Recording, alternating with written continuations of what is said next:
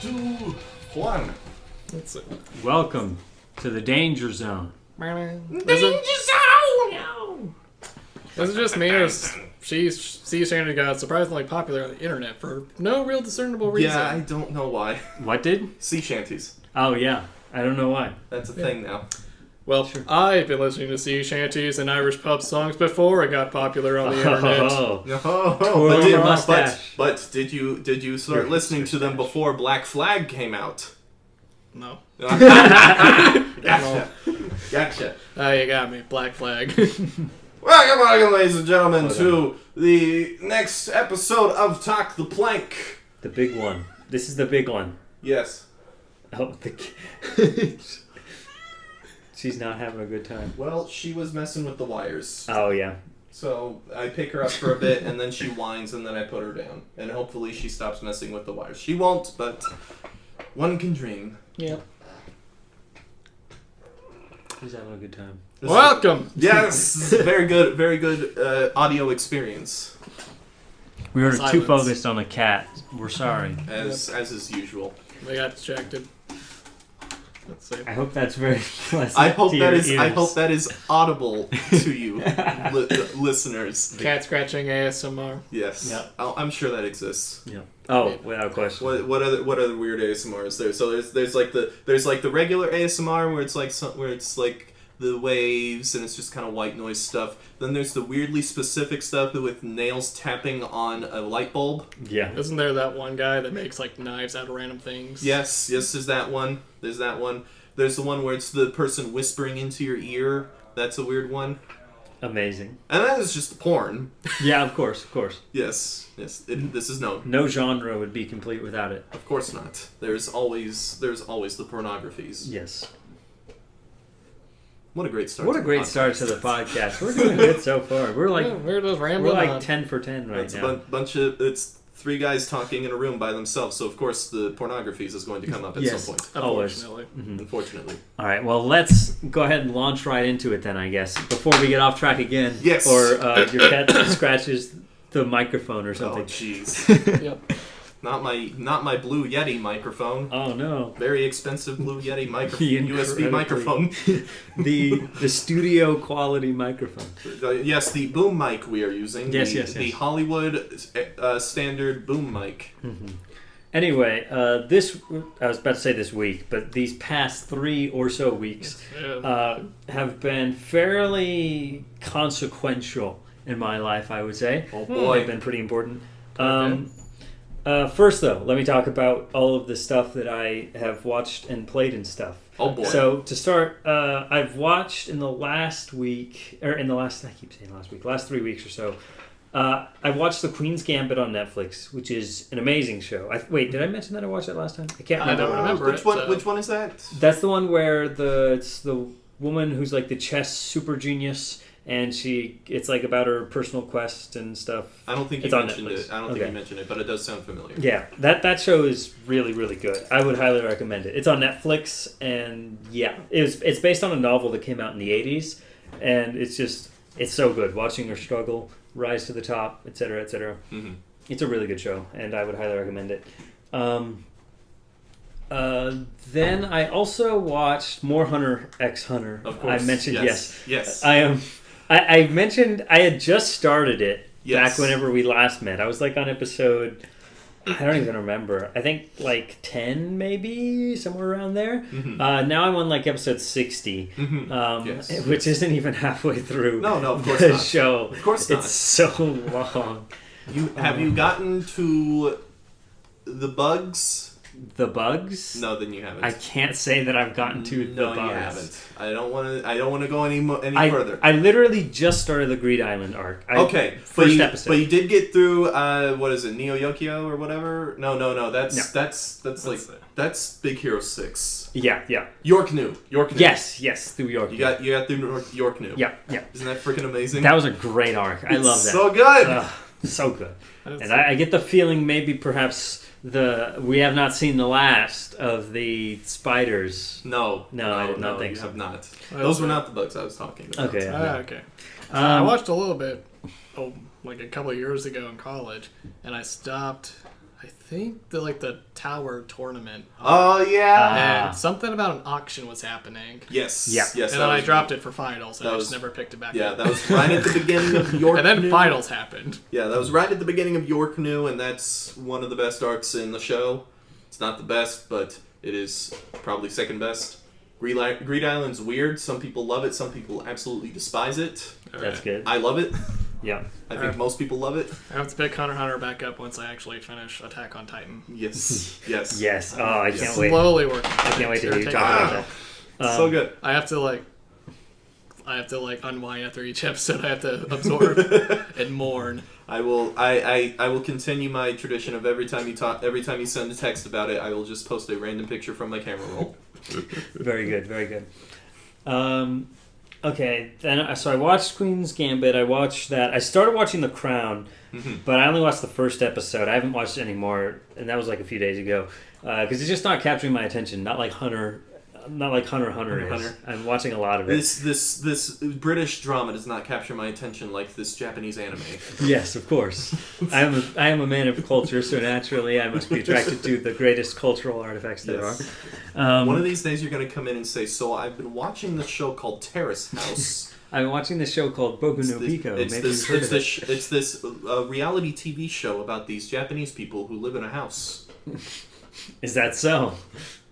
Is that a real? That's okay. That's the premise of the show. That's it. That's it. Amazing. It's like Jersey Shore, but for Japanese. Yes. Except it is very Japanese. I Okay. imagine. I can't even imagine. God. Okay. So yeah, I've been watching a ton of Hunter x Hunter. I'm trying to remember. I don't think I've watched anything else. I'm racking my brain. Did I go out to see a movie? I'm pretty sure I went out to go. Oh, did I mention the last time we met? Had I watched The Thing in the Clouds, or what is it called? It's a movie out right now. It's like called Shadow in the Clouds. That's it. I don't think he. Yeah, it's by the guy who did Chronicle, and it's one of those movies where the first half is one of the best thrillers that have come out in years, and the second half is an absolute train wreck that completely tanks the entire movie. Oh Yeah. boy, that's specific. Yeah. and it's so prevalent. Yes, it's to give you the summary, the quick summary, the spark notes. It takes place in World War II, and this woman has boarded a plane, and not without any of the authorization of the crew on board. So she's put into one of those little ball cockpits at the bottom of the plane, and she's locked in there. So for like the first 3/4 of the movie, it takes place like only inside the ball turret. Like you don't see anything outside of it. You can only hear the people in the plane through like a comm system. It's super cool, and it's one of the best like bottle film ideas I've seen in a while. But while this is happening, there's a strange creature called a gremlin who's tearing up the plane. Oh, so it's the Twilight Twilight Zone Zone. movie. Yeah. It's the Twilight Zone. And she tries to tell everybody in the plane about it, but nobody believes It's her. on the wing. Yeah. And then more stuff happens, and it gets just super kooky and corny and hacky, and it falls apart in the second half. Man. The first half is just genuinely one of the best thrillers, and then it just falls to pieces. It's awful. There's so many movies that are like amazing for the first half, Yeah. and then trash for the second half. Yeah. Yeah. And straight up. I as a fan of musicals, I particularly enjoyed when that argument came up with Into the Woods, because the exact same argument has been happening for years ever since the show came out. Yes. Oh my god. Wait. They made an Into the Woods show? No, the movie Oh. came out after the show. Oh, the I show's didn't been even around know for a that. long time. It's a Sondheim show. Oh, I didn't even know they had a show about it. Yeah. Huh. And I have no idea what you're all talking about. It's basically Into the Woods is like the first act is a bunch of fairy tales, like kind of in the same world. You have Cinderella doing her thing, you have Rapunzel doing her thing, and it's all like they're all like interconnected and stuff. Red Riding Hood and stuff. It's like Shrek, Yeah. but real life. but a musical. Yeah. And they're all just interconnected and interweaving, and they kind of meet up, and sometimes like the prince that goes after Cinderella and the prince that goes after Rapunzel are brothers. and things like that. Yeah. And it's and then the first act ends and it's a nice happy ending. And then the second act happens and it's just the next day and it just breaks down every single thing that happened, and it's just like it just gets worse and worse and worse. Yep. Like for the characters and the situations. Like it turns out the princes are both absolute jerks. And it's terrible, and they're horrible people. The baker's wife ends up having an affair with one of the princes, and then she dies. And there's giants. Jack went up the beanstalk, and now the giants are coming down to get the golden goose. Yeah. And things just go insane. But there's problems with the second act because like there's a narrator character, and the narrator is like doing stuff, and then early on in the second act, the people become aware of the narrator, and then they kill the narrator by feeding him to the giants, which is hilarious. Yeah. And then right after that, Rapunzel gets killed by one of the giants, and it's just a really serious scene. Yeah. That part was cut in the movie, but the movie has other issues that come up because of the stuff that they cut. Right. Yeah. Wasn't there a Jack and the Beanstalk movie? There's- Like Jack There- the there Giant probably- Slayer or Oh something? yeah, Jack the Giant Killer. Oh yeah. Oh my gosh. I love Man. edgy fairy I tale love remembering remakes, like movie just for trailers how like that I never went to go Yes, see yes. because I just... Was Snow White and the Hunter? oh yeah, and then That there one. was Jack and Jill, and they're like witch hunters or whatever. Oh my gosh. See, when you said Jack and Jill, I didn't think of that. We I thought of the Addams Jack and Jill. I love my edgy fairy tale movies. You know. Sorry, Hansel like and Gretel. It was Hansel and Gretel. Hansel not and Jack Gretel, and- yeah. that was it. Yeah. The Adam Sandler Jack and Yeah, Jill. that's what I was thinking. I love my edgy with Al fairy Pacino tales. doing a Dunkin' Donuts commercial. Oh man, Remember that? What a film. That existed. He's my favorite Xenoblade character. Oh my god. Oh, But man. yeah, so that was a movie, and it was bad in the second half, and I kind of regretted it. Then I saw The Marksman, which is that new movie with Liam Neeson, where he finds a kid who's crossing the border, and the cartel's after him, and they like bond, and it's a family wholesome movie where a bunch of people die and get shot and stuff. Yes. And it was There's a bunch of those kinds of movies. yeah, it was just it didn't get good reviews, and I went in not expecting much, and I think I got more than what the reviews were saying, but overall it was just a meh movie. It's the kind, it's just like, yeah, meh. That's how I would describe it. That's it. There was a movie with Denzel Washington They're going to see that tonight. that had a no, not a recent movie. Oh, not a recent movie. But it had a very similar premise, but it was like in a different country. Okay, that makes sense. So, but yeah, there's a lot of movies that have that exact premise where Yeah. the badass older guy takes care of a younger child, and then at some point the child gets kidnapped and goes after them and stuff Yeah. like that. Yeah, it's a classic. It's a classic Yes. trope. It works sometimes. Hey. You just gotta have an actually good script. Okay, I'm trying to think. Was there anything else that I watched? Any anime? No. Movies? I think that about covers it. TV shows? Did I watch anything else on Netflix? No. So, okay, that pretty much covers everything I've watched in the last few weeks.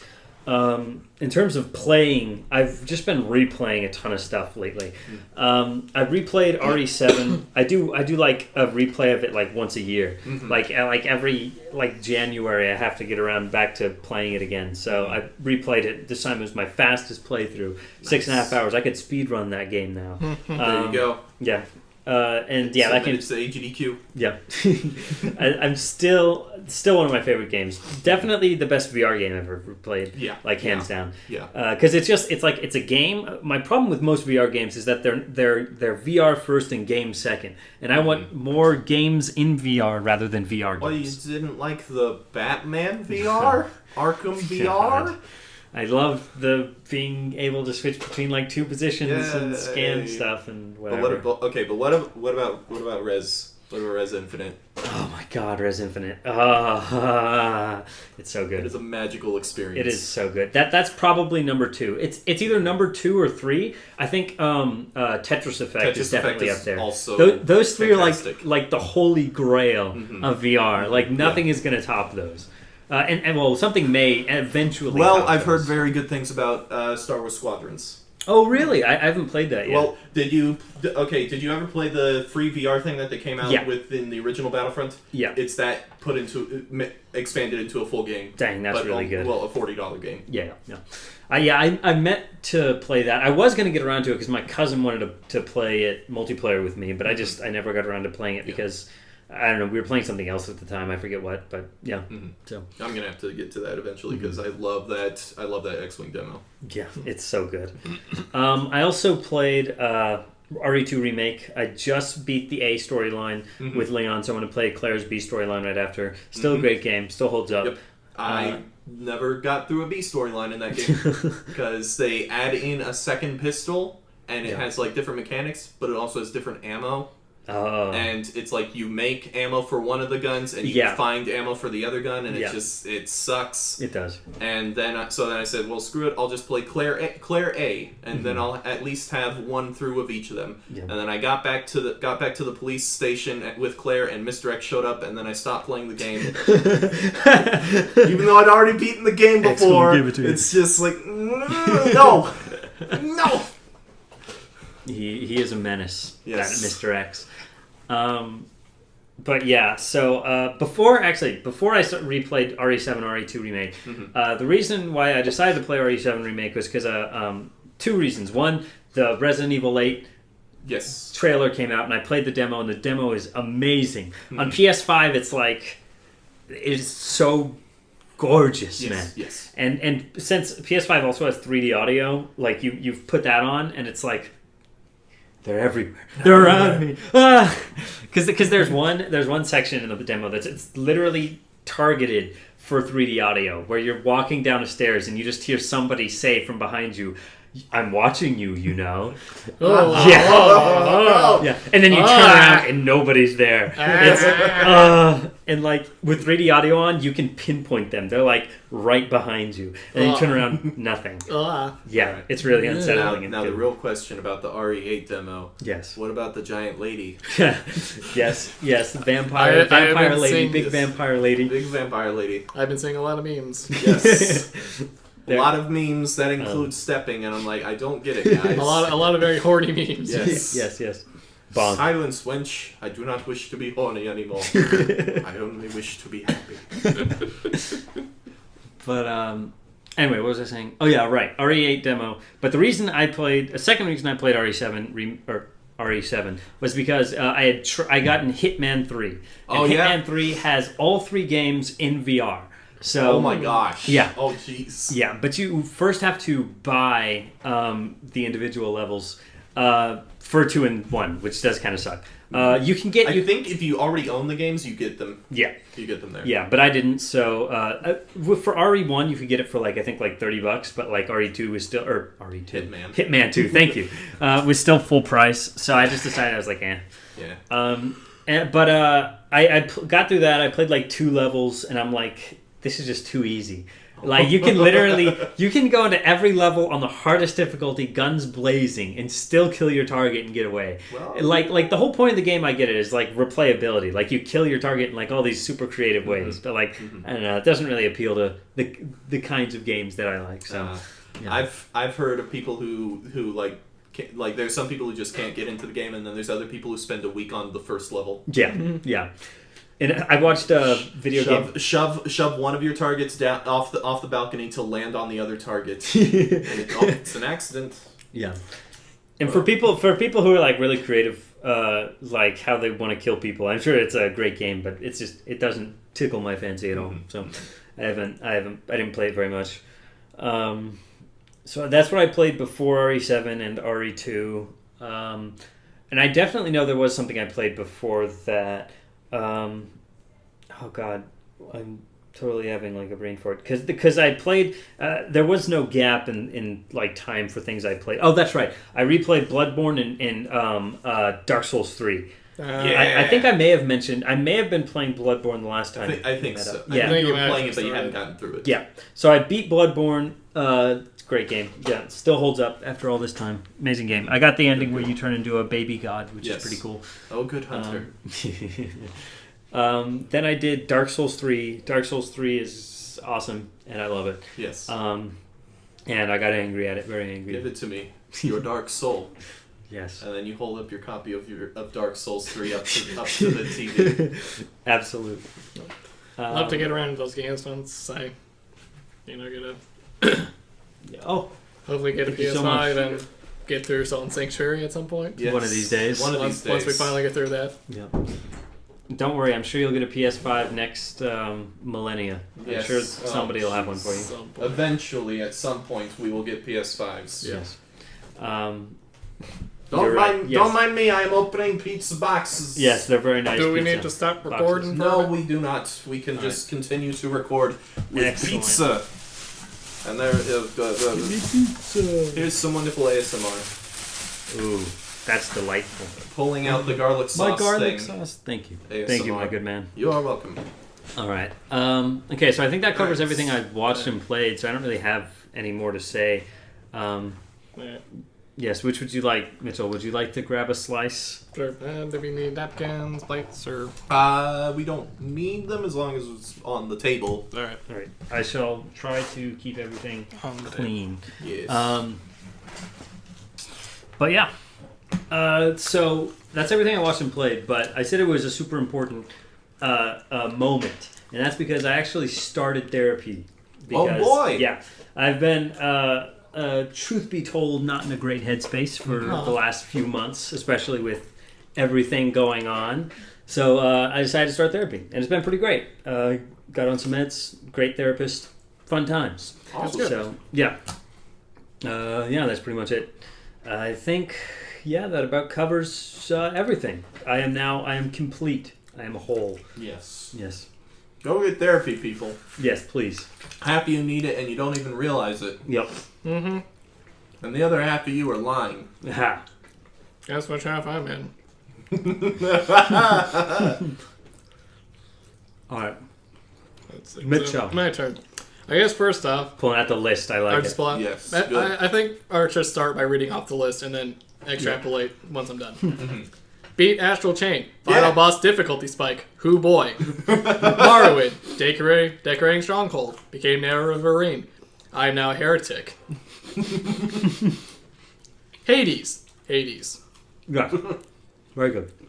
Monster Hunter Generations Ultimate. So much Monster Hunter Generations Ultimate. I can't stop. Please help. Attack on Titan. Season 1. Salt and Sanctuary. Curse you Wi-Fi.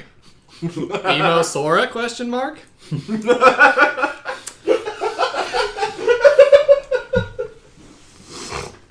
So now to extrapolate on all this. So, as I said last time, I bought and was playing through Astral Chain, and I beat the final boss right after we recorded, the next day. And the game is by large pretty easy on the standard difficulty. I never really felt like I was in danger of dying until the final boss.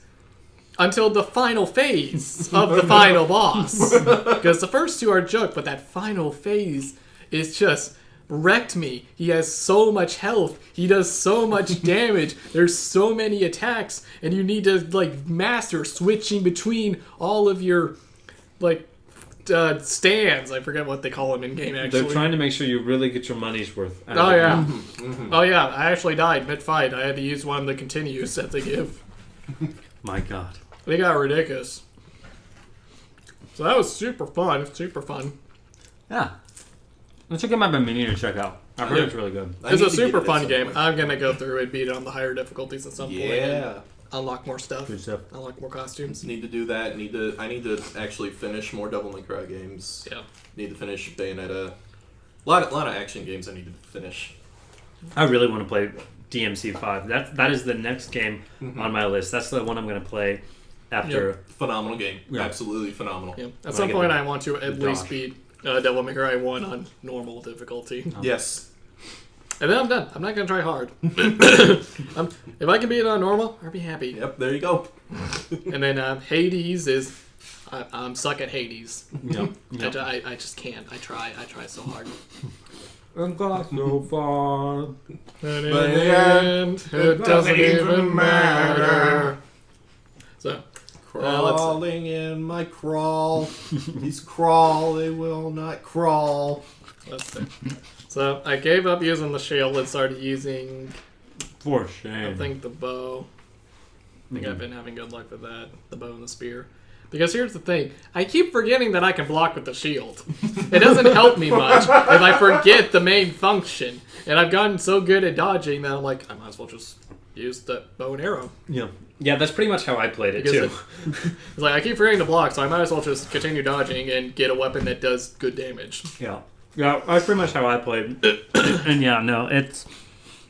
When you first get it, you're like, okay, I'm going to use it as a shield, because obviously it's a shield, you know? But then, like, you keep playing with it, and you're like... It's a boomerang. I can just throw it as much as I want, or smack people with it. Why not? Yeah.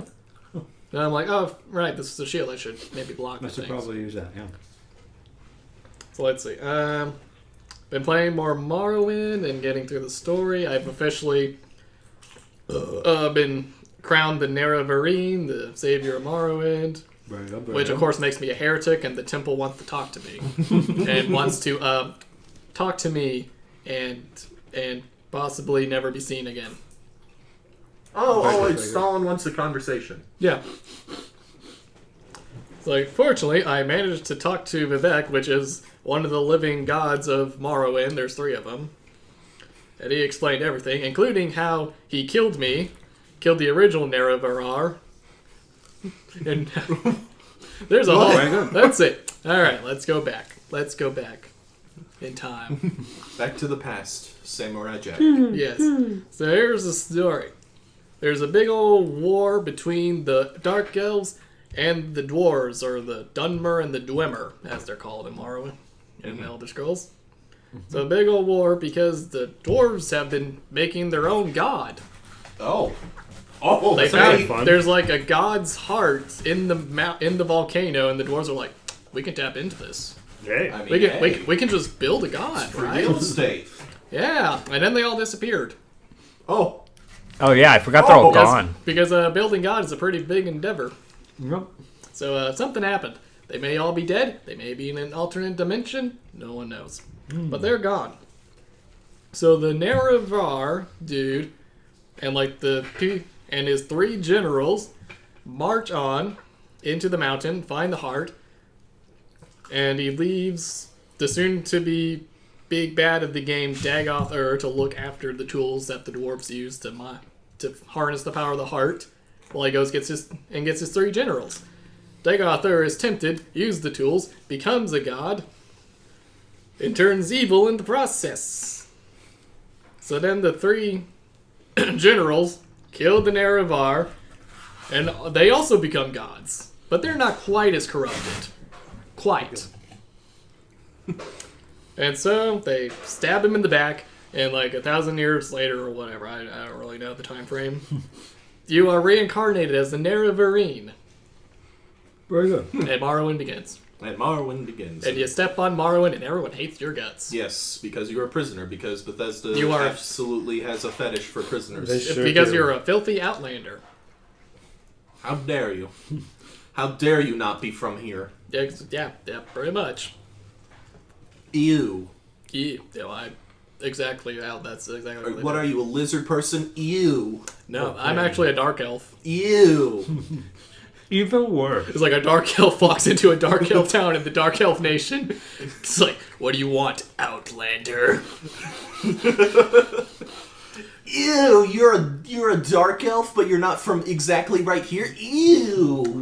That's exactly what the game is in the beginning. See, when I attempted to play Morrowind, I was like, hey, Breton sounds good, because magic. And then when everyone was like, an outlander, I was like, oh, okay. Yeah, no, that just happens every time. It doesn't matter if you're literally one of them. They're just like, yeah. Yeah. But now I've worked my way up through like so many guilds that everyone loves me. Except the Telvanni wizards. They still hate me. But they're the most racist of the bunch. Oh, well. You know. I believe that. They still believe in slavery. Never trust wizards. They have That's actual my slave motto. markets. You can go into a Telvanni town and there's a slave market. Sound like a swell. Can you buy them? Yes. Oh my god. Yeah. Yes. Oh, you can. What an My amazing God. game. It is. Oh, I like one of the beginner towns. There's like a brothel, with like there's a red light brothel with low poly dancers. Oh, that's the best. Yep, It's that sounds about fantastic. right. I'm sure, I am positive that no matter how low poly they look, they're still better than Omicron the Nomad Soul. Hopefully. Do you know about Omicron the Nomad Soul? Mm-mm. Okay, do you know the man David Cage? The man who made Heavy Rain, Beyond Two Souls, and Yep. Detroit's Become Human. Yep. Come on. This was the first game he made, and it's It's something. I have never played it. It is the worst game I have ever seen. For some reason he got David Bowie in on it. Interesting. David Bowie's in the game. David Bowie composed some of the songs for the game, and the soundtrack is awful. That's the worst part. Oh my god. That's depressing. Well, let me see. So I've been upgrading Stronghold. The Stronghold's complete. I've been decorating it. It's been like an hour just decorating. Of course. Yeah. As you do. Yeah. Might show it off at some point on Discord. Yeah. Give you a tour of the Stronghold in Morrowind. Hey, I'm proud of it. I think it looks nice. Awesome. Let's see. But I've been getting through far enough in the game that I've raised most people's disposition pretty high, so most people like me now. I'm still a filthy outlander, but they like me. You're as good as you can get for a filthy outlander. Pretty much. They're just like, ew. Yeah. But they say it quietly when I'm not in the room anymore. Yeah. Oh, you're a nice guy. And then later, ew. Fucking asshole. Yeah. Rub my hand on my leg. Yeah. But it's interesting because when you raise someone's disposition to the max, they sometimes get a little flirty. Oh, of course. Oh, amazing. Of course. So it gets real interesting sometimes. So you're walking around in town and everyone's going, hey, Hey. hey, Outlander. Some Right, people, those eyebrows. it's like, what do you want, sweet? And then, hey. It's just like, I was going out of here. But it's interesting because I walked in this one person's shop that I did a few quests for, so they like me a lot. Mm-hmm. And I'm rifling through their back room looking to see if they have anything worth stealing. Yes, of course. As you do. And I just hear, I think you're a thief. And I panic. And then it's followed up by, because you stole my heart. No joke, I'm just rifling through their chest, like behind the counter looking for stuff, and I just say, I think you're a thief. I'm like, oh shit. I'm getting ready to stab him so they can't tell the cop. Because you stole my heart. Oh. And I'm like, maybe I should stab him anyway. And I'm like, I'm just going to leave the store now. Oh my god. Absolutely astounding. What a game. I panicked for a split second. You know someone on the I team. tapped into the menu while I was throwing out. I'm like, what's my bounty? What happened here? You know someone on the team knew that. That was going to happen to someone eventually. Let's see. I finished Attack on Titan Season 1. Yeah! I got through Female Titan Arc. That was rough. Yeah. Did y'all get the meme I made? Yeah. It's gonna be okay, right? Yeah. They're going to be okay. Yes. Like- yeah. Like the My Hero Academia screenshot where like Baby Deku's pointing at All Might and crying because he found out he doesn't have a quirk. And I just put a scene from Attack on Titan. And I put they're gonna be okay, right? Because that's what I was. Yep. Everything went wrong and I'm just like... And literally the scene looks like the end of the mountain versus the Red Viper fight. Yeah. God. And y'all are just sending me memes about pain. Yes. And suffering. Pain pickle. How do you handle the pain? Meditation. I live with the pain. Meditation. Going for walks. Playing something you like. I simply live with the pain. I simply live with it. I simply live with the pain. Let's see.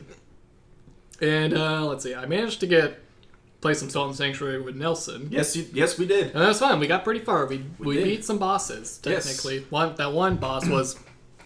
Remember that one boss that we just speed run? Yeah, basically.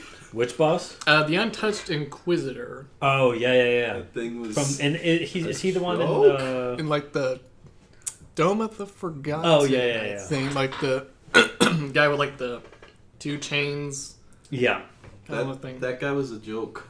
We rinsed him in like under 10 seconds. That's amazing. It was amazing. Like some of these, it's like with these bosses, it's either they are the freaking hardest thing ever, or they're a joke. No middle ground. Nope. And we haven't even gotten to Witch of the Lake yet. Nope. I'm Oh so my excited. God. Eventually. But the problem was that my Wi-Fi was really bad, Yep. and my screen kept freezing. That's amazing. And Ilson would just be reacting to things. But here's the thing: the audio on my end would get warped and distorted. Oh no! Was it robot voice? Yeah, it was just like Oh no! it was like bit crunched and distorted. So it was just these super high pitched warped. I can't describe it. It was just disturbing almost. Oh boy! Astounding. Your It looked like a Wi-Fi is- ghost was hacking my game. I guess I don't know what else. Ghost hack. Oh, it was bad. It was. We Soft locked the game actually Oh, Yeah. did you now? Yes, we did. We soft locked. How did you the freaking soft game. lock the game? because my screen was frozen, and then I died, and then I guess I respawned you respawned me at the temple, so I was still alive, but my screen was frozen. I couldn't move anything. I didn't know what to do. Yes. So I logged out. But my character was still active, and you Oh, couldn't no. control it, and then you died. Oh, So you lost all control and Yep. couldn't quit out of the game. Yep. oh my god. It was. And I quit out of the game because Really my screen bad. was frozen. So none of us had access to the game. Oh my god. It was atrocious. And so I That's canceled amazing. you. Yeah. Because I'm like, well, I don't think my Wi-Fi can do this. It's I collapsed understand. entirely. I understand. But that was fun. Yes. I have lived through that pain before, so Yeah. I No totally Wi-Fi understand. troubles. Yes. Yes. Yes. Oh boy, Wi-Fi troubles. Let's see. I What else? simply What else? live What with else? pain. What else? Simply live with the bad Wi-Fi. Yep. Let's see. I've been playing a little bit more of the Kingdom Hearts mobile game in my spare time. Yes. Yes. Let's see. This is where you've encountered emo Sora. I Yes. did because I actually spent money. Yeah. Oh, Yeah. you did. I finally spent money because Did you buy the $15 thing? yeah, Yeah. That's, and I got the that's Melody it. of Memory Kyrie Yeah. because Yeah, I looked yeah, at the details. And I'm like, oh, this actually looks really powerful. Yes, I might it as well is. get it. Yes, it is. And I've been playing for a while, so I think they've earned $15. Here you go. And I got it. And then I got Emo Sora along with her somehow. I don't know what. Don't worry about that. Okay, Don't worry so- about that. Don't It's worry not- about It's it, totally Sora. not a spoiler. Don't worry Okay, about it. because something about. I'm trying to figure out. His description is something about being born of the darkness of Ventus. So I'm assuming because like I know Roxas looks a lot like Ventus, and Roxas is like the nobody of Sora. So I'm assuming that it might be like the Heartless of Ventus, whoever that is. I still don't even know who Ventus is. See, I know. Something I know. like I follow your I could be conversation entirely perfectly, wrong. and I'm sure Aaron is not. Is I'm just, it's a clueless. bunch of gibberish. It means Yeah. nothing to me. Yeah. Yes. I have This a looks like lot of characters that mean nothing to me. I'm like, I know who Sora is, and Riku, and Kairi, kind of. And then that's the one main trio. And then there's another main trio of Yes. Roxas, Axel, and I think Zion. Xion. Because I have her medal, and I'm like, I guess they go together. Yes. And then there's Aqua, Terra, and I think Ventus, Yes. Yes. which is like the trio before Yes. the before Sora. Yes. Roxas Axel Xion doesn't have a naming convention, but Sora Riku Kairi is sky, earth, water in Japanese. Vaguely Japanese names can have multiple meanings depending on how you spell them, and they'll still be pronounced exactly the same. Oh. Japanese is a weird language, but and then Aqua Terra Ventus is water, earth, air, or wind. So it's similar naming I mean, conventions. Aqua, Terra. but- Yes. And Ven- Ventus is air. Ventus Vent. is air or wind. Yes. So it's a neat little naming convention. Yeah. And I know that the Axel, Roxas, Xion are all the nobody, so they all have an X in their name. So I guess that's why they Yes. Yes. don't really have That naming is convention. that is correct. They all have an X in their name. That's their naming convention. I guess, yeah, I Very think that's good. right. So, I get like all these medals of all these anime characters, and I'm like, Yes. oh, you look cool. I don't know who you are, though. And then occasionally you'll get a Disney character and you'll be like, I recognize you. Hey! Hi, Winnie the Pooh. And it's like, Man, oh man. it's like, do I want to use the Disney characters, or do I just want to stick with the anime It characters? depends. Which has the biggest number. Very true.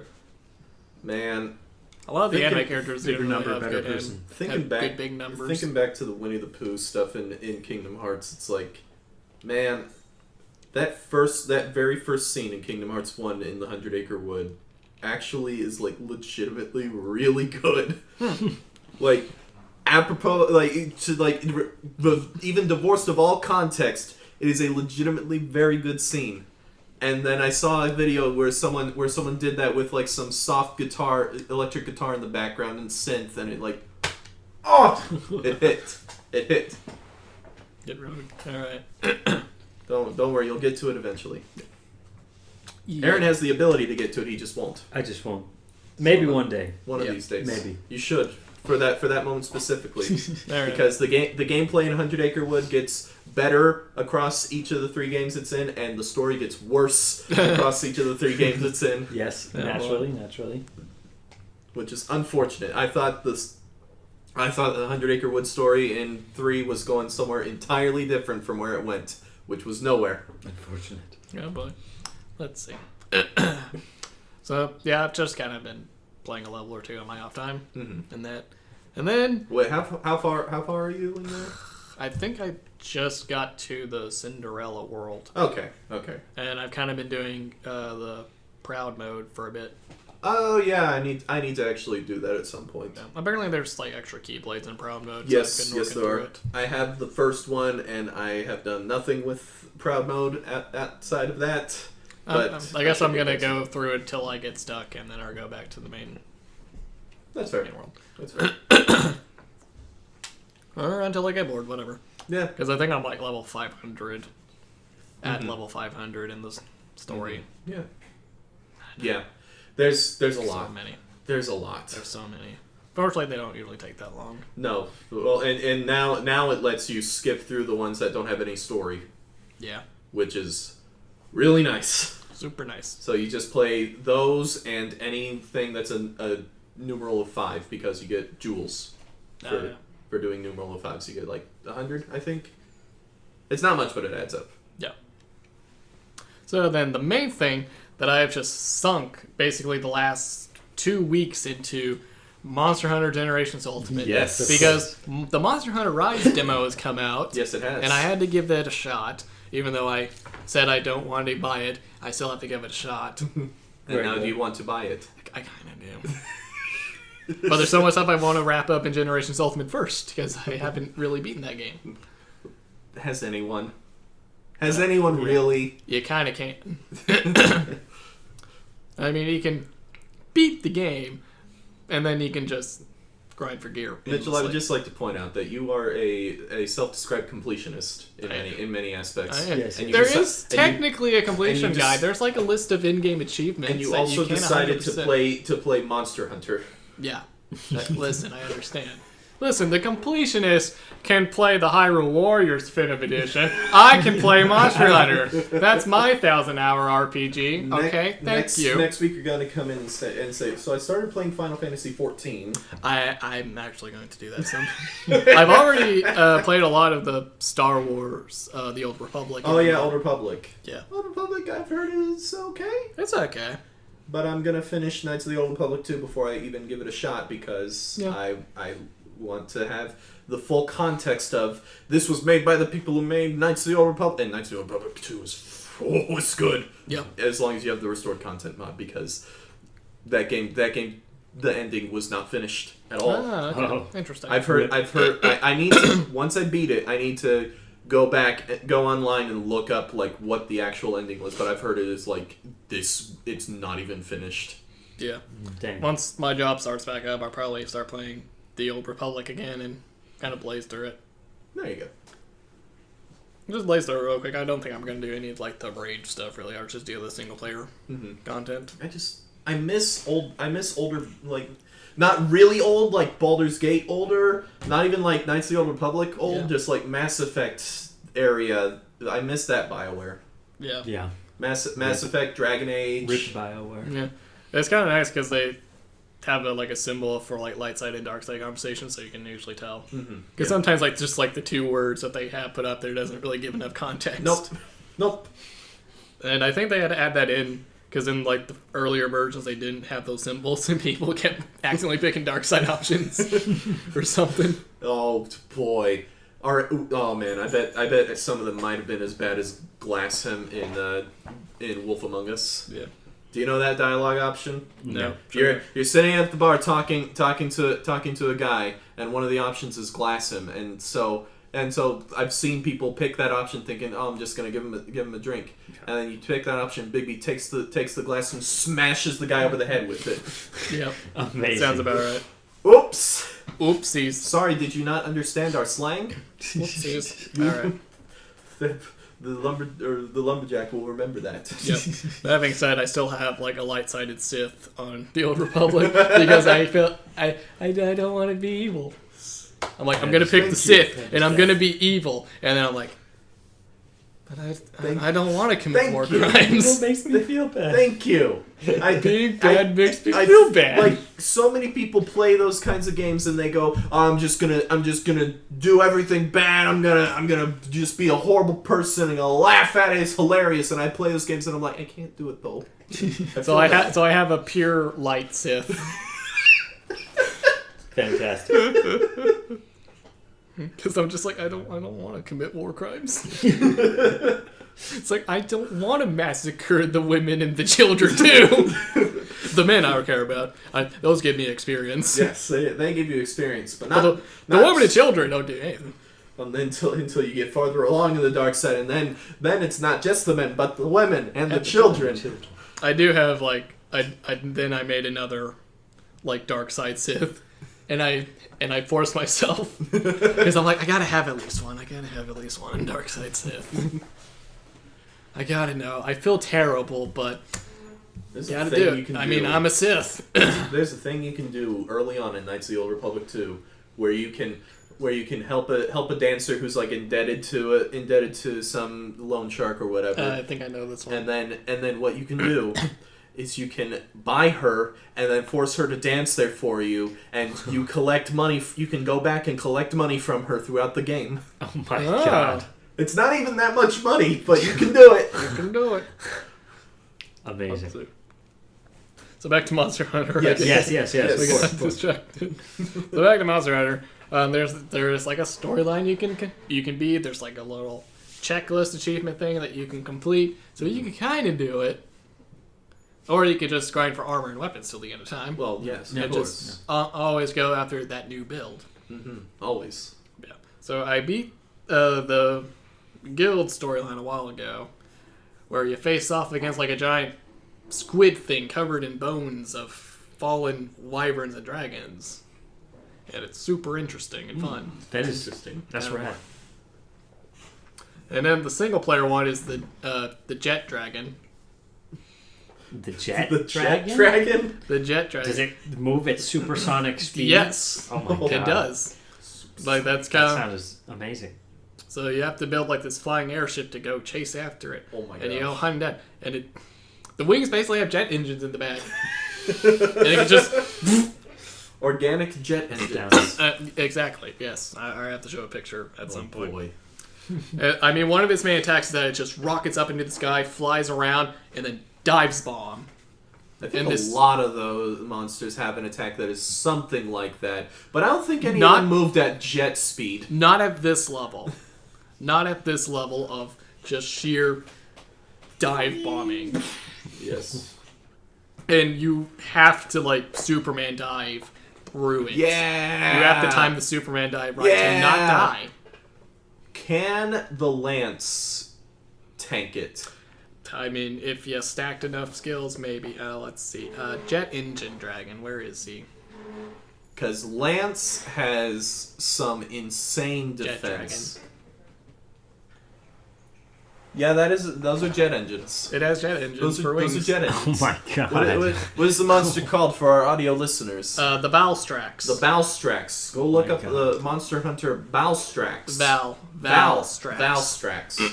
the Valstrax. So that's a super fun monster because it's very agile, very fast, very hard hitting. It can basically turn the jet engines around and just shoot fire at you. Of course, yes. I would hope that it happens. And you know the age-old Monster Hunter and Dark Souls cheat of just standing by the legs and whacking their ankles. Yes. He can shoot fire straight down and blast you away. Oh, no. So that doesn't quite work. Oh no! They thought of everything. Well, see, here's what you do. You just play dual blades and dodge. Yeah. What I do is that I play Valor Greatsword. Now, Valor is one of the styles introduced in Generation Styles. where one of the styles, and in Valor you can enter the Valor stance, where you sheathe your weapon, but you hold the sheath, and if you get hit by an attack, you auto dodge and take 30% of the damage. Oh, That's interesting. that's not And you auto bad. sheath, and it builds up to this meter, and if you get the meter full, you unlock like these cool super attack kind of. Yeah. So basically, for the Great Sword, that means that you can't just fast charge. Well, yes. And you can draw a fast charge, and if you fast charge while holding, you can get like a dash movement forward. And you get like the little dual blade dodge steps, like side steps. Yeah. Like every weapon gets that, Oh. and it's super fun. But dual blade also has other dodges. Yeah. Dual blade is the best. Dual blade is pretty good. Because I think in the Valor mode for dual blade basically gets a guard point. Nice. So like you can just you can like do an attack at the right moment. You're phased through the attack and hit them on the way through. Flash step from Kingdom Hearts 2. I guess kind of. Yeah. So yeah, it's super fun. You can do that.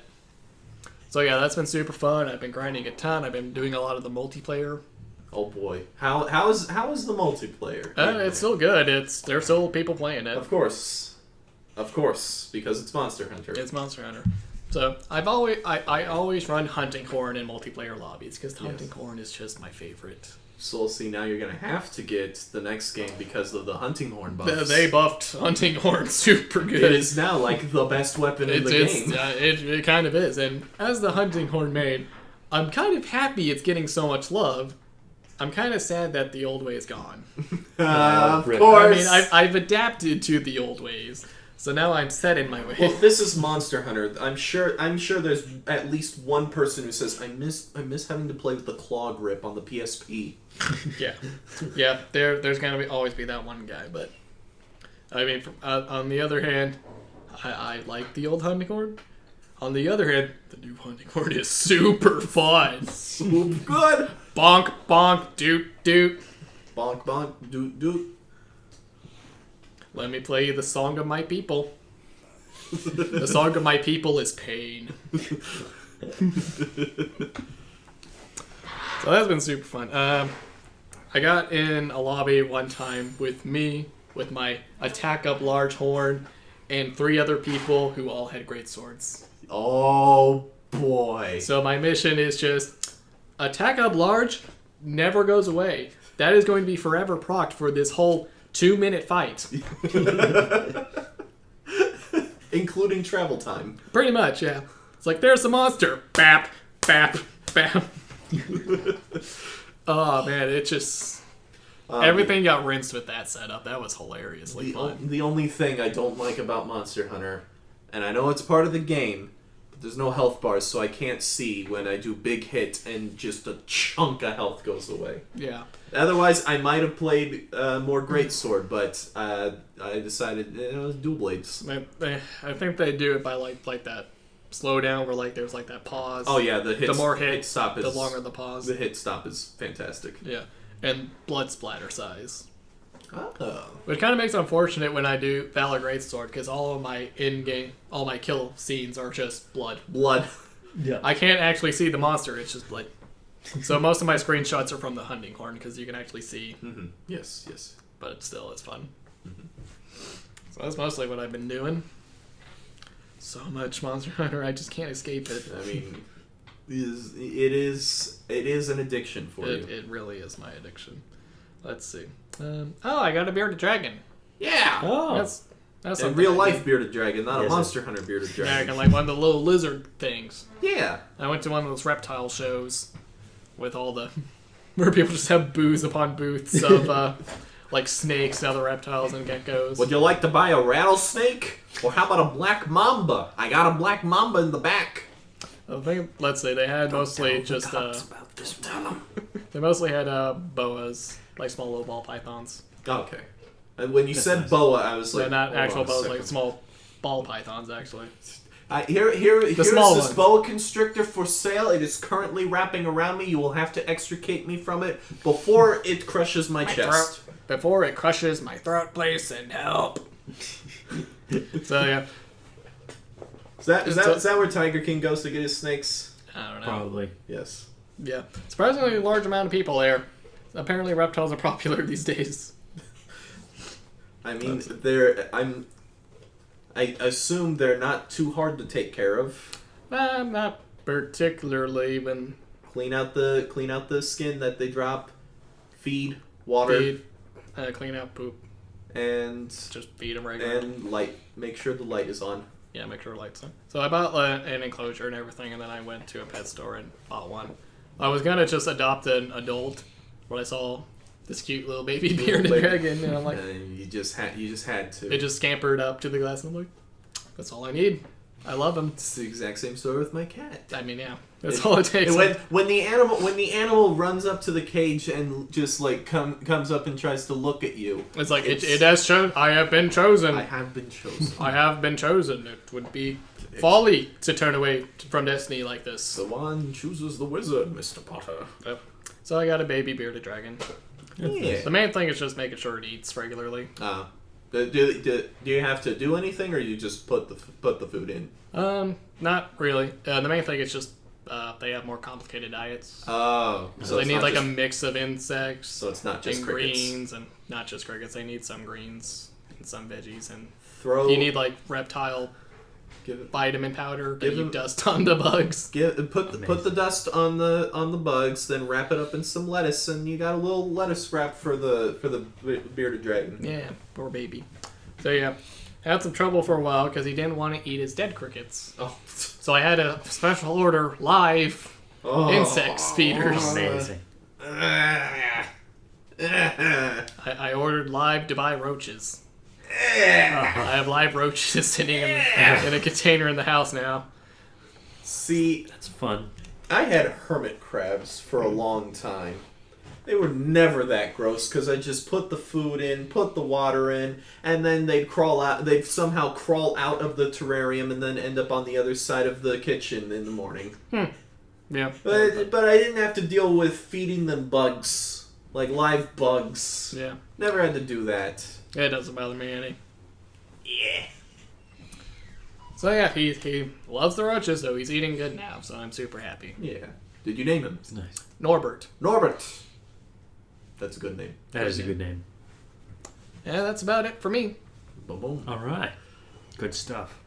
Well, On to you, Zach. on to me. So, last time, I almost said last week, but it wasn't last week. Yeah. Same. Last time, I talked about playing Birth by Sleep, Kingdom Hearts Birth by Sleep. Yep. And I had beaten Terra and Ventus' story. And I noticed, like, thinking back, I was complaining a ton during when I was talking about that, and I would just like to point out, I have a blast when I play the game. It is a ton of fun. Yeah. It's just the final bosses generally all suck. I mean, if you watch me play Monster Hunter, I'm cussing up a storm at the monster, but I'm enjoying every second of it. Yes, yes. I have a blast, and I played Aqua's story, and Aqua is the most well designed in terms of the mechanics of Birth by Sleep. Magic is really powerful in Birth by Sleep, and she is focused on magic. So now that I'm done talking about how much I enjoy playing the game, I would like to talk about how much I hate that final boss. Yeah. Because, oh boy. So Aqua has her final boss, and then once you've beaten all three of the stories, you unlock the final episode, kind of like Sonic Adventure 2. So you unlock the final episode, and on the final episode you're playing as Aqua, and you fight the final boss that Terra fought. but it has another phase after it. And that boss is still bullcrap. But I was like, well, you know what? This time I know the exploit. I know the specific attack where he staggers forever when you hit him because of the way the fight is designed. So I'll just have some attack, some commands in my deck that specifically like attack multiple times, so that I can just keep stun locking him, and I'll just hit him when he does that, and then he breaks out of those attacks, and I'm like, well, what the hell? And then what was the point of this? What was the point? And it's just such a terrible boss. He still breaks out of attacks at random points, and he'll still block some of my attacks and then retaliate. And some of those attacks are when I block and retaliate, and he blocks the retaliation, and I can't block his retaliation. And it sucks. And then the second phase, I beat him with Goofy. Because Goofy's D-Link has a really good finisher. So I just block, reprise, I filled up the bar, finisher, and then it just stuns him. Good stuff. And then I win by literally spinning to win. Very nice. What a game. I'm gonna go back at some point and do all the extra stuff. The issue with doing the extra stuff in Birth by Sleep is that it takes a lot of grinding. Like, the grinding is actually really fun and satisfying because you're building your decks and everything, and that's actually fun. Meter goes up and it feels good. And it's pretty quick in terms of getting the commands you want. But the issue is that you have 3 characters. You got to do all the extra stuff 3 times if you want to get that platinum trophy.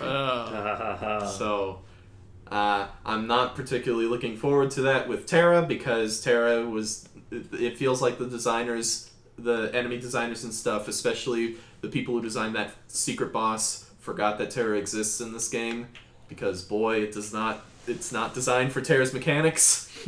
Because Terra, like, Aqua and Ven have a dodge where when it's leveled up all the way, you can literally just never not have iframes. Yeah. Terra actually has real recovery frames on his dodge, and you can travel with Terra's dodge. It goes far, but you still got those recovery frames, and the boss doesn't care.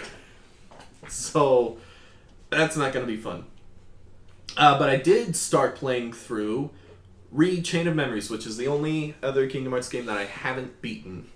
That I haven't actually beaten. I played the original Chain of Memories on the GBA, and I got to the last world in Sora's story, and I just stopped because I was not good at that game, and I could never figure out how to get good at that game. Yep. And bleh. Yep. The original Chain of Memories is the only Kingdom Hearts game I've really played. Yes. Minus the mobile game. Yes. So and I got to like Aladdin. Yeah. that game on the GBA is a technical marvel. It is insane that whole thing fits on a Game Boy Advance cartridge, because it's got 2 different stories with 2 different characters, and their mechanics are also pretty different. It's insane.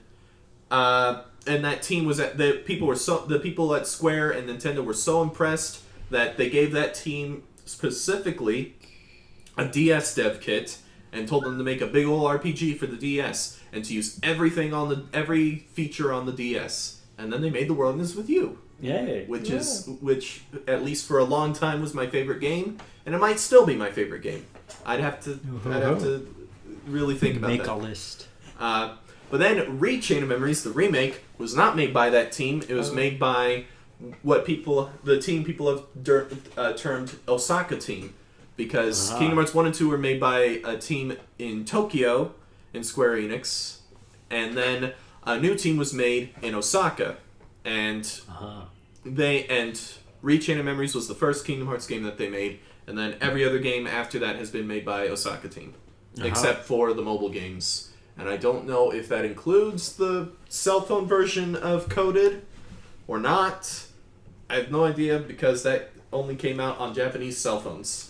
And we didn't get it until the remake on the DS, which was actually a decent game with an absolutely horrible, atrocious story. That sounds about right. And unfortunately, on the PS4 or PS3, PS4 remakes, it is only cutscenes. Oh, great. So the beginning of the story is all right, and the end of the story is all right, and then the middle is just a bunch of dreck, and it's 3 hours long. Great, good stuff. Isn't that fun? Don't you love it? Going back to, like, I talked about Xenoblade on the last podcast because I had just beaten it. Yep. And I've not touched it since. I haven't beaten Future Connected because every time I think about, hey, I should finish that game, I just think, I really don't want to play it. I burn myself out real bad. And I think that really hurt when I went back and finished the game because I still was burnt out. But at least if I had I should have just pushed through the game and beaten it all in the one go. But I didn't, and still an amazing game. But boy, am I tired of it. Yeah, it's a very long game. Yes. It's just very, very long. Yes, I got more tired of that game than I have of any Persona game. And I think that's because Persona has a lot more downtime. Yeah, Persona has like a lot of... Yeah, Xenoblade is not a lot of downtime at all. No. And it's a long game. And I want to contrast that with 13 Sentinels, which I beat last time, where when I came back to that game after a few months of not playing it, I had no troubles just jumping right back in. So that game actually does everything it can to help you whenever you stop playing it for a while, so that you can get back in. So, especially considering it's a very story-heavy game. So, kudos to you guys who made 13 Sentinels, because it's a phenomenal game. I did go back, and I played some Kingdom Hearts 3, because I love that game, and the super bosses are a ton of fun to just play over and over again. So I did that, and then I was like, okay, there's 2 trophies I haven't gotten in this game, and they're related to the easy codes and the pro codes, which were added in the DLC. And the easy codes are things like, it ranges anywhere from you are automatically you leveled up with your gummy ship, or you slowly regain HP, or situation commands happen more often, all the way to you kill everything in one hit. Amazing. It's amazing. Pro codes are like your HP slowly drains, your magic slowly drains, and it takes a long time to recharge once it's drained. Or you can't use food to boost your stats. You can't transform your Keyblade. You have default stats. You are at level 1. My God. Or actually, I don't think level 1, but default stats is one of them. Yeah. And it gets insanely hard. But the two achievements are related to them. Pro codes, it's you get a certain score, and that score requires you to either beat every secret boss in the DLC with all the pro codes on, which would be ridiculously difficult, or you have to beat some of them and go through the entire story with all the pro codes on. So I'm going to do that at some point. I'm going to do beginner mode and do all the pro codes on and play it like that. But oh, there we go. My notes. The other trophy deals with the easy codes, and it's not play through the game with all the easy codes on it, because Deadly Blow just negates all of them because you kill them all in one hit. But what they did add is there's these little challenges that you do throughout the game. So one of them is glide from one end of the world to the other end of the world while only landing on the ground 4 times, up to 4 times, which is a cool challenge. And then there's others like kill a certain amount of enemies with this specific attack that you can do in this world, or things like that. It's a lot of fun, and I wish more games did kind of cool challenges like that. It's pretty neat. Yeah. The other game I played is I went back to Medieval 2 Total War, because that game is one of my favorite games of all time, and it's phenomenal, and I need to actually beat a campaign on it because it's one of those games. Yeah. So I decided to start over again because I know more of what I'm doing this time around. And I played England because I want to beat the game first with England. And this time around was really weird. So my strategy with when I play as England is take over the British Isles first and foremost. Of course. Gotta stomp out the Irish real quick. Stomp out the Scottish. The Irish are a rebel faction, or a rebel city on the island, and that's it. But the Scots are a whole faction. And so I was like, okay, here's what I do. I go up and I take York, because York is a rebel settlement when Medieval 2 starts. So I take that, and then I go up and I attack Edinburgh, and then once I take over Edinburgh, depending on whether or not the Council of Nobles gives me a little mission to take Wales, because if they do, then I'll go ahead and take that, because that gives me some troops or some money. It's nice. Yeah. And I was going to take it anyway. Then I go up to Inverness and take out the Scots, because they usually take in Inverness by that point, because it's the closest thing to them. And then I go over and I take Ireland, and then I change everything that was a castle on there to a town, because towns make money, and then I have a solid economic base for going in and taking out France. Yes, the great rivalry. Yes. So this time I played and I took York, and then I go up and I look at Edinburgh, and I'm like, hold on a second, and I send my spy up to check on Inverness and see if they've taken Inverness, because I'm thinking, maybe if they've taken that, it might be easier to take that first, since it's a smaller settlement, and they probably wouldn't have a ton of troops up there, just whittle them down first before I go after their biggest settlement. And Inverness is still a rebel settlement. They didn't take it. The Scots didn't take it. So I just sail around and I go up and I take Inverness, and then I attack Edinburgh. And then the Pope says, "Hey, no, don't attack other Catholic factions," because at this point England was still Catholic. Because Henry VIII hadn't decided he wanted to get a divorce. 3 times, or I don't know how many times that guy got divorced. Yeah, a lot.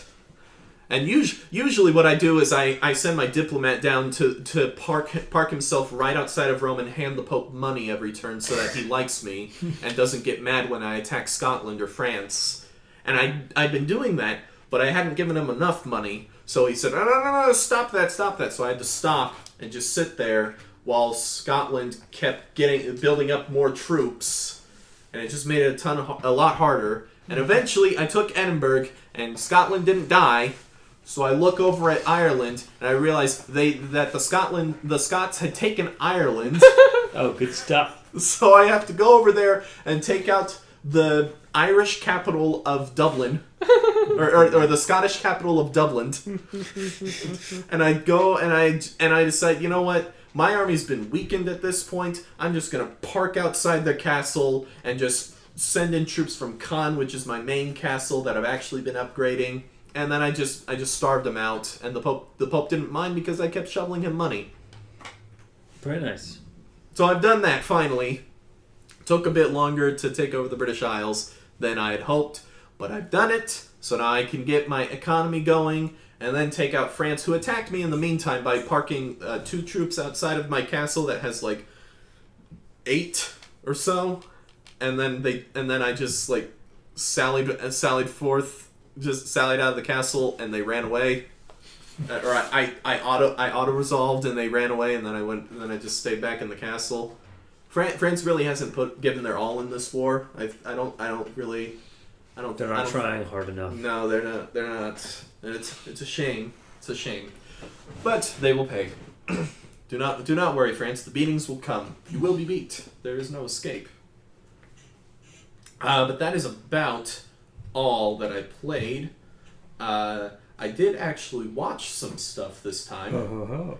I was subbing at the school, which is my job, substitute teacher, and during advisory, which is like just 30 minutes before lunch, one of the classes decided, we don't have a ton of time. Let's watch something on Disney Plus, and they put it on the little board, and I was like, I don't care that much as long as you keep it down.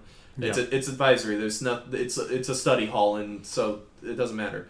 Yeah. And then they go up and they say, hey, Soul, let's go watch Soul, and they got like 15 minutes into Soul, and I can't even see the board. I'm just hearing it, and I'm like, okay, I need to watch this movie. I had been planning on watching it at some point, but I needed to watch it. So yeah. I went in last night and I watched Soul. That is a good movie. It's a very, very good movie. Very good Pixar movie. Yeah. I'd say the hijinks in the movie are some of my least favorite in a Pixar movie. It's fair. I'm not a big fan of the hijinks part. And I saw when it was getting closer to it, and I saw it coming. Like I saw the cat in the guy's lap, and I was like, oh, this is what's gonna happen, and we're gonna be like this for a while, and we're not gonna have some cool jazz stuff. We're gonna have this. Yeah. And then the movie went on, and it got through the hijinks, and it got really, really good. And then it got to the end of the movie, and I was like, that's actually probably one of the best endings Pixar's ever made. Yeah, hands down. It doesn't. I was worried that it was going to go one direction or another direction, and it didn't, and it just left it there, and it was beautiful. Yeah, it leaves it in this beautiful uncertainty. You don't know what's going to happen next. It was fantastic. Yeah, and I gotta give props to John Baptiste, the guy who did the jazz arrangements in the soundtrack, because he killed it. Whoo! He did such a good job. Yeah, it's so good. I've had that first piece in the jazz club just stuck in my head all week, and it's great. It's fantastic. So good. So I watched that, and I had some extra time, so I was like, you know what? I'm gonna check out WandaVision. Oh, I've heard it's pretty good. Let's see what's going on there. And so far, it's really good. Yeah. I really like... Okay, so in the episodes that aren't all plot, they're the actual, like, episodes or whatever, they have ads in the middle of the episodes. And the ads, it's a very specific tone. They remind me of the ads that play when you first start up Metal Gear Solid 4. It's a very specific tone, but it reminds me of that. And I love it because that was one of the best parts about that game. You start up the game and you get 2 or 3 random commercials out of a set, and some of them are like just an ad for a PMC company, a private military company, and then some of them are, it's a cooking show, but it's just freaking gross, and the person who's hosting the show is like trying not to throw up and keep a smiling face. And then the best one is David Hayter, the guy who voiced acts Snake, is playing himself in an interview, and he's got Snake's like Metal Gear eye in that he has in the game that you haven't even really gotten to yet because you haven't started the game. Yeah. And then the interviewer's like, why are you here, David? Oh, well, I'm no. Why are you here in this studio in this chair? And it's just a really bizarre tone, and I really like it. And a lot of the show, a lot of WandaVision actually had that kind of tone, and I adore it. I love it. I can't wait for more. I can't wait for more. And the few moments where there's like a few moments where it had kind of almost jump scare stuff, and it was like, oh, this is great. This is great. I love it. Yeah. I want more stuff like this from Marvel now that we're done with the first big storyline. Yeah. And I want less Captain Marvel because that movie was terrible. That movie's trash. Yeah. And the other thing I watched is I watched 4 episodes of the final season of Attack on Titan. And I got to that. The 4th episode had the moment I've been waiting for, my favorite moment in Attack on Titan, and it was the whole episode was just one big, like, 20-minute long scene. I'm trying to remember what episode. Is it the play scene? Yes. Okay, that's play what I thought. With the conversation underneath. Oh, it's so good. Alright, well, I'll try and breeze through 3. I think the most recent episode is probably my favorite of the season so far, though. Yeah, from I've read. I haven't caught up on the manga, but I'm way far ahead of the show, and yeah, it's good. But that last line that person says, yes, and when person holds it like it points to the ceiling, and you see his hand, and you're like, oh.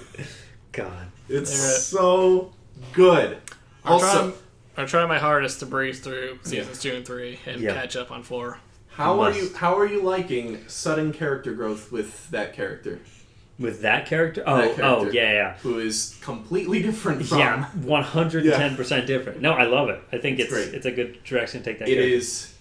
There's gonna be flashbacks later on that really go into why this happened. Okay, yeah. But you can... If you look back at some of the later stuff in Season 3, you can probably get a gist of it. I felt like that at the end of Season 3. They foreshadowed it a little bit, yeah. With that person's last lines. Yeah. Oh man, that dude. There was a part later on where Armin is trying to explain like what's going on, and then he has a moment where he just stops, and where he just stops and he has one of those moments, and I was like, wait a minute, and I went back and I read the exact line from Season 3 wasn't over yet, but that last scene in Season 3. Yeah. And I read that exact line and I was like, I know exactly where this is going. Yeah. And it did! And I'm so happy that I was able to guess that. Everything about the final season though so far has just been it's phenomenal. ace. The 3D animation is actually really good. Yeah. It's I like it. actually really good. Finally, we've got 3D animation in anime that blends with the 2D animation pretty well. It only took us like how many years? How many Attempts. failures? The one main interesting thing I found out about Attack on Titan is that the composer is the same dude who composed for Xenoblade X. Yes. Uh-huh. Which I found out because I'm like, this music hits. It hits. It hits the same way as X. As Xenoblade X. Yes, it I'm like, I does. have to Astounding. Yes. Which never happens to me. I can never recognize music based on like different styles. I can never do that, but it finally clicked for me. He has a very distinct style. It is very distinct. Also very distinct naming convention. Yes, good lord. It's impossible to find a song that you want. What is this title track called? You See Big Girl. I like the ones that are just like random numbers and letters strung together. Yes. Oh jeez. Don't look up You See Big Girl because it will have spoilers. Okay. You See Big Girl. Yes. Once you're done with season 2, there's my favorite moment up until this moment. I was going to assume that was one of those tracks for like the female Titan. No. I don't think so. I think it was just season 2. But unless Female Titan returns in season 2, I mean, I don't know yet. The names of those tracks are freaking. Oh my gosh, that guy's a great composer. Fantastic composer, I love his stuff. That's about all I watched. There's some YouTube stuff. I went back and rewatched some Mahler stuff. Because I've been reading fantasy and stuff. When your mind wanders and then you go back to, Song of Ice and Fire was great. Man, Game of Thrones sucked. Man, that sucks. So I went back and I rewatched Mahler's video on season 8, episode 5 of Game of Thrones, which is basically when everything about the show fell apart. Yeah. Just once and for all. Like, the plot was already screwed from episode 3. The editing and the filmmaking was just terrible in episode 4, and then episode 5 just went and decided, hey, let's take all these characters you've spent 8 years loving and shoot them out the back door. Yeah. Fantastic. Let's make Daenerys murder children. Let's literally do a complete 180 with Jaime's development for no reason. For no reason at all. Let's take Tyrion and make him stupid. Let's take Jon Snow and just make him do nothing except say 2 lines. What are the 2 lines? I don't want it. I don't. She's my queen. Amazing. It's so bad. Oh, but that video's great. That video's great. He breaks down just everything that's wrong with it in an entertaining and sometimes funny way. Yeah. But now, of course, the reading power hour. It is time for the Brandon Sanderson Power Hour. It is now until the end. It is Stormlight Archive. So I read Oathbringer and I finished Oathbringer, which is book 3 in the Stormlight Archive. I'd say it's probably the least amazing of the ones I've read so far. Mm-hmm. It is also probably my least favorite. But it also has, the best thing in the Stormlight Archive, which is each of the 3 books so far kind of focuses in on one of three characters. There's Kaladin, Shallan, and Dalinar. And they're the big three. Like, there's other characters who are also major players, but those three are like the big players. Book 1, Way of Kings, focuses on Kaladin, and you get flashbacks for Kaladin. Book 2 focuses more on Shallan, and you get flashbacks for Shallan. And then Book 3 is Dalinar, and you get flashbacks for Dalinar. And it is night and day, the two people that you're reading. You're reading two completely different characters, and you're realizing how you get from Dalinar in the flashbacks to Dalinar in the Way of Kings. And there's an event that you know happens, that you know is coming, and you don't know how it happens. And so I was guessing as to how it happened. And when I got to the point, I was wrong about how it happened. And the way it happened just left me going, oh! Boy, hubris, man. Hubris. Hubris of man. It is phenomenal character work. Dalinar is the best character that Brandon Sanderson has written so far. He is phenomenal. Good and stuff. Also, Oathbringer has my favorite Hoyd scene. By far. Oh, easily. Is that the guy who keeps appearing? He shows up in every single book, yes. Very good. Yes. Things are getting a lot more connected to the Cosmere as a whole. And it's getting good.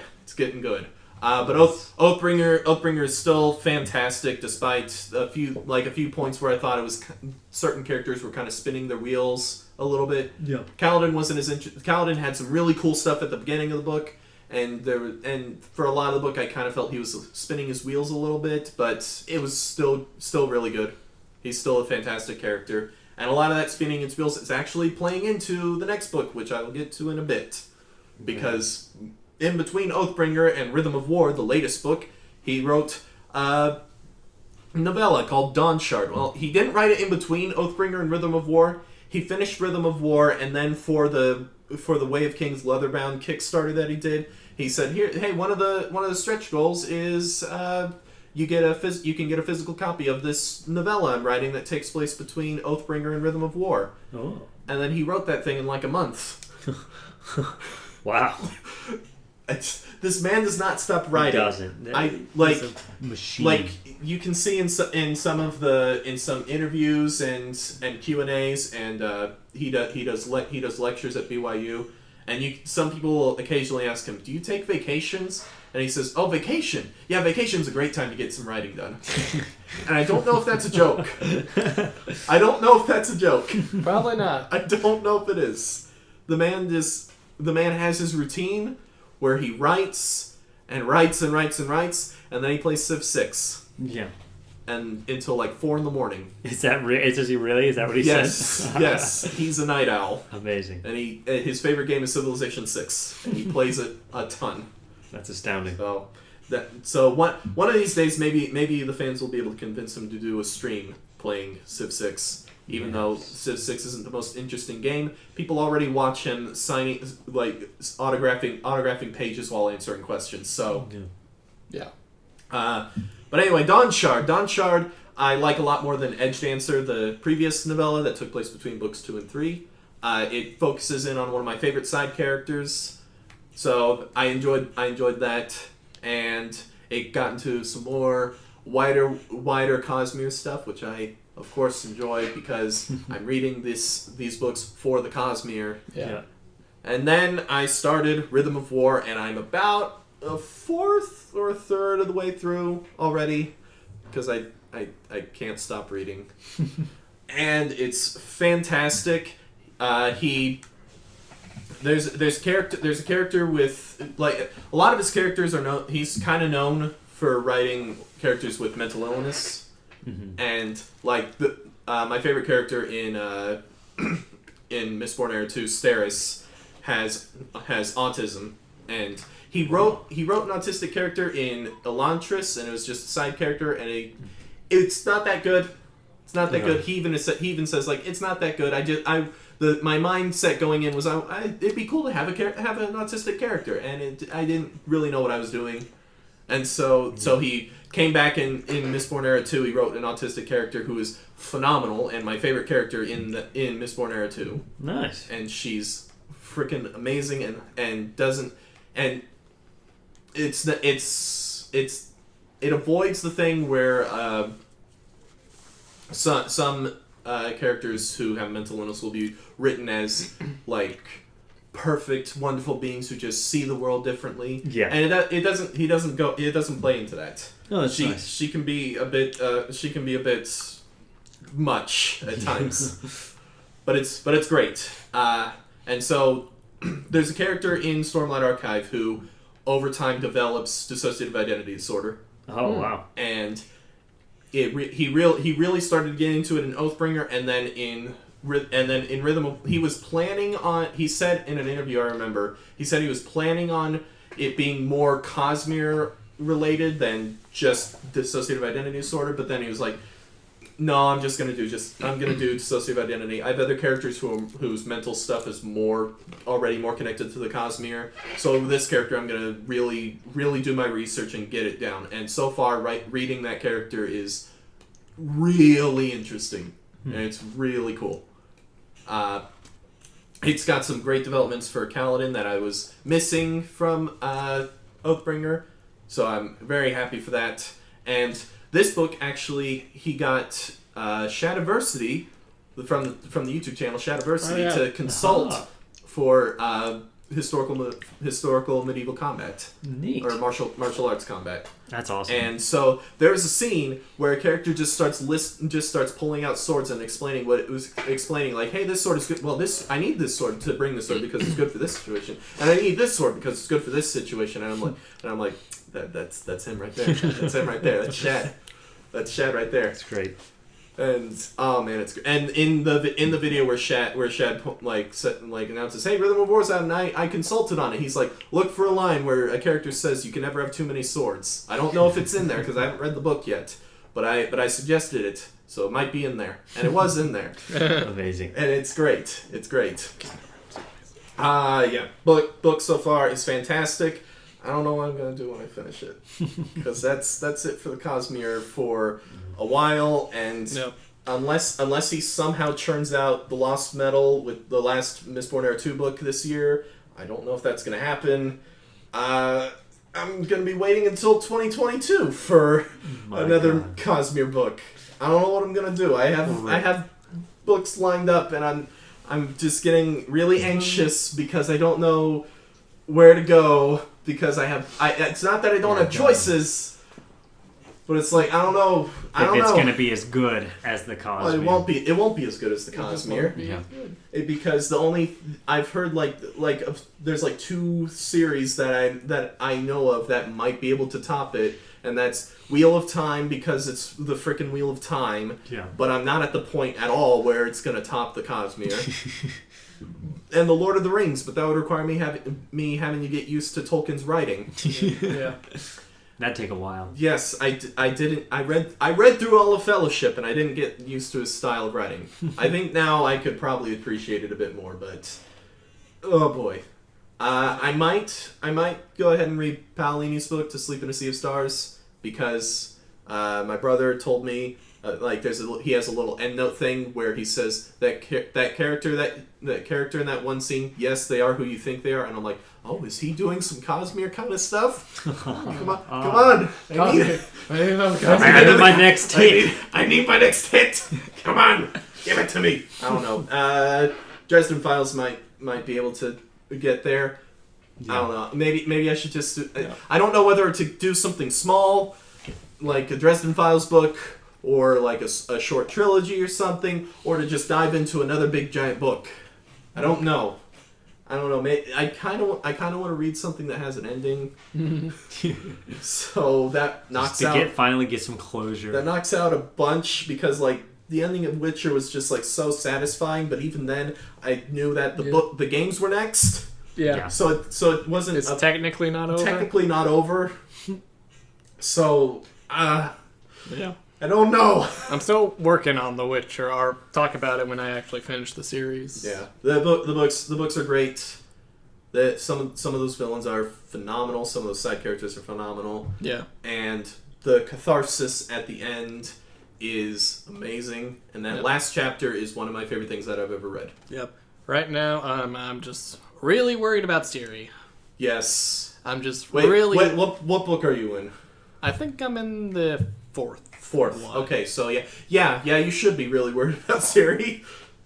Because you've seen what's been going on. Yeah, we're having some flashbacks, and they're all really bad things happening. Yes, poor Siri. Very, very sad. Good lord. Oh boy. Now, does Siri come across as the person who has had troubles in the game? I haven't played The Witcher 3. Siri, yeah, Good. Like lots of past trauma. very much so. Okay. Yes. Well, that seems That's like the whole accurate. story. Yep. The people who made the games are big fans of the books because they're Polish and people in Poland really like The Witcher. I mean, It had a really bad TV show. It had a CGI dragon That's amazing. on a Polish TV budget in the 80s. Oh, you didn't mean the Netflix one. Okay, I was a bit confused. No, the Polish TV show in the 80s. That's astounding. Ooh. With a bad CGI dragon. Ooh. Because Polish 80s television budget. Yeah. I kind of want to see it. That I was kind of want to watch it. Or it might have been 90s. that was Eurojink TV edition. Right Yes. It's like playing The Witcher 1, but watching it. Watch it. Ooh. In I mean, Polish. I kind of want to watch it now. And I believe that is it for me. Excellent. All right. Been a pretty busy month. Yes, it Yeah. was. How long have we been gone? Hour and a half. We've gone longer. Yeah, we have. We have Yes, we have. We still haven't gotten to the Castle Super Beast level of a 5-hour podcast, but not quite. God. Yeah, that's Wait, they, we almost they did- also do news and mailbags. So yeah. And I don't care. They have a about it. lot. one of these days we'll get enough fans to have a mailbag. Yeah. One of these days. One of these maybe. days. One of these days. We might have to invest in virtual avatars first. Yeah. Yes. To we start might- streaming. I did. There was a thing where you type your name in and it gives you your VTuber personality. Oh, is that so? Yes. All right, Google it. Hold on. Let stall for time. I took a screenshot of mine somewhere. Hold on. Stalling for time. Stalling for time. I also have a picture of 19 crimes that were punishable by transportation to Australia. Ah. You remember that was Very the thing? interesting. Man, Australia. Am I right? A nation of right, criminals. am I right? They are a nation of Assuming criminals. VTuber personality generator. Maybe. Is that it? Enter your name. Okay. Enter your name. He has entered. Here it is. Zach's VTuber persona is a sleepy devil girl with purple twin tails hair and a petite bust size. They are Astounding. secretly very horny. Awesome, yes. Interesting. I have a sleepy female dancer with brown tied up hair and a massive bust size. They are terrible at cooking. Wah, wah, wah. Wah. Hey, listen. Gura makes way more money than any of them, and she has a petite bust size. Hydrodynamic. I don't know. Has Amelia gotten more money than Gura? I don't think so, no. It's been a while. I think Gura is the one that makes the most. Gura's the one that just blew up. Which She's got like 2 million already. I think Yeah. she has the most. A weird ice girl with cyan twins tails hair and an above average bust size. They have a funny sneeze. Very good. Funny sneeze. Isn't that? See, you got funny sneeze, terrible at cooking. I got secretly very horny. Astounding. Astounding. Well. All right, we're join Hololive. You can join the Beast Shoujo group. Yeah.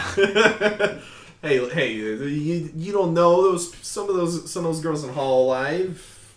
It's said secretly, so it's That's not. true. So it's not. It's more an marketable incredibly good like point. that. That is an It is incredible more point. marketable.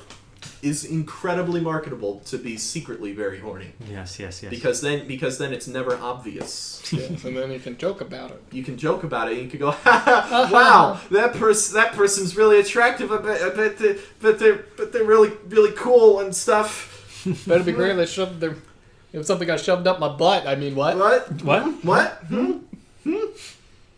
Yeah, I'd really like to take him out for a lunch date or something. What? Dinner and a show? Netflix and Pizza? Anyway. That's a podcast. Yeah. Now roll. Go take your VTuber personality generator name. Are you also secretly very horny?